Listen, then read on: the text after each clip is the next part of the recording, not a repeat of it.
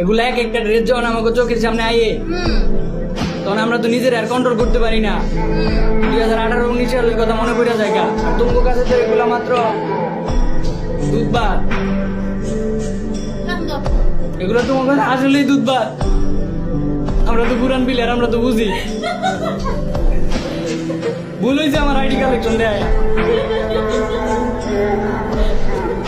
পোলাপাইন মজা নেই বর্তমানে। পোলাপাইন আগে ড্রেস আপতে আইছি না, এটা ফ্রি ড্রেস আপ,